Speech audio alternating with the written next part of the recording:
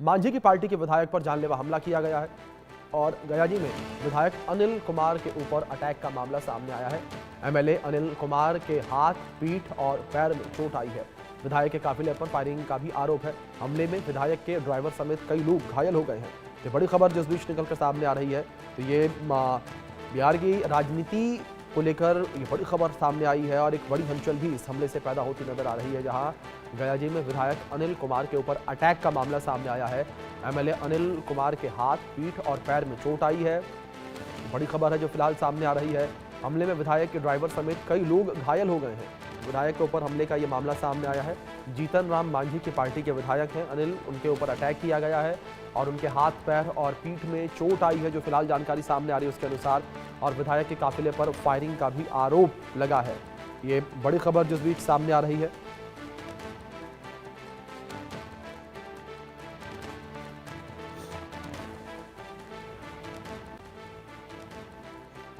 माननीय जो विधायक जी हैं, हम पार्टी के कैंडिडेट हैं, इनका प्रचार अभियान के दौरान वहां गए थे, तो वहां कुछ लोगों ने पत्थरबाजी की है और 7 गाड़ियों को क्षतिग्रस्त किया है। तो कई लोग घायल हुए हैं। माननीय जो हमारे कैंडिडेट हैं, इनको भी चोटें आई हैं। हालांकि कोई कोई खतरे से, सभी लोग खतरे से बाहर हैं और सघन अभियान अभी चलाया जा रहा है। 9 लोगों की अरेस्टिंग भी हो गई है और हम और एसएसपी साहब, एसडीपीओ, एसडीएम सब वहाँ कैंप कर रहे हैं। अभी हम लोग फिर वहाँ जा रहे हैं और केंद्रीय बल और बिहार पुलिस के बल सब लोग मिल करके अभी सघन अभियान चलाएंगे। रात भर छापेमारी होगी और जितने भी दोषी लोग हैं सबकी अरेस्टिंग की जाएगी।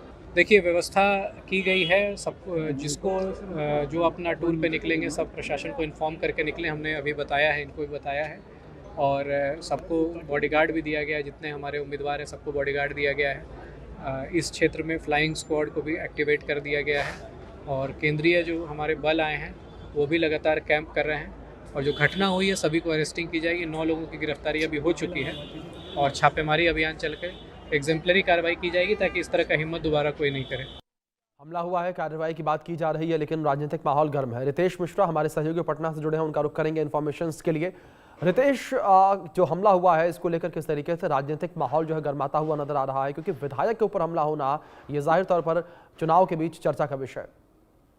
अब बिल्कुल देखिए कि यही तो जंगल राज की बात एनडीए करती है, क्योंकि ये हम पार्टी के विधायक हैं, प्रत्याशी हैं और ये टेकारी, गया में एक टेकारी एक जगह है, वहां पर गए थे चुनाव प्रचार के लिए और उसी दरमियान जो बदमाश हैं, जो अराजक तत्व हैं, इनके ऊपर अटैक कर देते हैं। पूरी तरीके से पीटा है। विधायक जी के हाथ पैर में काफी चोट लगी है। फौरन जो सुरक्षाकर्मी हैं उन्होंने आनन फानन में विधायक जी को लेकर अस्पताल में भर्ती कराया।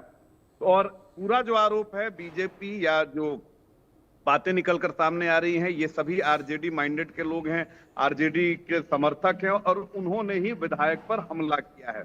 तो जो आरोप बीजेपी लगातार बिहार में लगाती है कि जंगल राज में क्या था, तो कहीं ना कहीं वो जो आरजेडी के जो कार्यकर्ता हैं या जो उसके समर्थक हैं वो उस पर मुहर लगा देते हैं।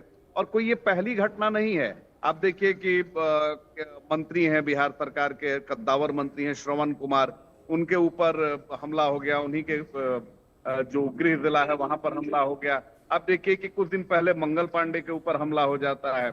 अभी आप देखिए कि कल की घटना है कि पटना के दीघा विधानसभा क्षेत्र के विधायक हैं संजीव चौरसिया, उनके प्रचार गाड़ी को तोड़ दिया गया और आरोप लगा आरजेडी के कार्यकर्ताओं पर।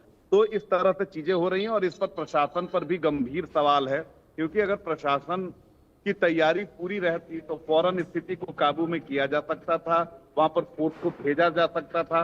लेकिन अगर इस तरह की चीजें रहेंगी तो जाहिर सी बात है किसी भी पार्टी का, ये ऐसा नहीं है कि सिर्फ बीजेपी, उसमें उसकी जद में आरजेडी के भी नेता आ सकते हैं, कांग्रेस के भी नेता आ सकते हैं। तो सभी को सुरक्षा चाहिए, क्योंकि प्रत्याशी डोर टू डोर कैंपेन कर रहे हैं और लोकतंत्र के स्तंभ होते हैं नेता जो होते हैं। भले ही आप उसके ऊपर कटाक्ष कर लीजिए, चाहे आप कितनी भी बातें बोल लें, लेकिन नेता ही देश चलाता है, चाहे वो विधानसभा हो या चाहे वो लोकसभा हो, राज्यसभा हो, वहां पर हम उन्हें चुनकर भेजते हैं और ये लोकतंत्र है। तो अगर नेताओं पर हमला हो रहा है तो ये सीधे तौर पर अटैक है लोकतंत्र के ऊपर। और ऐसे में तो जो प्रशासन है उसे फौरन और एक्शन लेने की जरूरत है, गंभीर एक्शन लेने की जरूरत है, ताकि इस मानसिकता के लोगों पर फौरन अंकुश लगाया जा सके। और ये किसी पार्टी के नहीं हो सकते हैं। ऐसे लोग जो होते हैं, ये कह देना मुनासिब नहीं है कि ये आरजेडी के हैं, ये उस पार्टी से हैं, उस पार्टी से हैं। ऐसी विचारधारा होती है, ये अराजक तत्व होते हैं, ये इनकी अराजकता ही इनकी मानसिकता होती है, और उसकी जद में कोई भी आ सकता है। ऐसा नहीं है कि ये जाएंगे आरजेडी के विधायक तो वहां पर उन्हें छोड़ देंगे, वो उनके साथ भी वही हरकत करेंगे। तो ऐसे लोगों पर कठोर कानूनी कार्रवाई की जरूरत है, ताकि ऐसे लोगों को सबक मिल सके। और ऐसे में पॉलिटिकल पार्टियों को भी आगे आने की जरूरत है। अगर जी। इसमें संलिप्तता उजागर हो रही है आरजेडी के बिल्कुल। नेताओं की, तो फौरन तेजस्वी यादव को उनको निष्कासित करना चाहिए, एक्शन लेना चाहिए, ताकि बिल्कुल। एक अच्छा मैसेज जाए।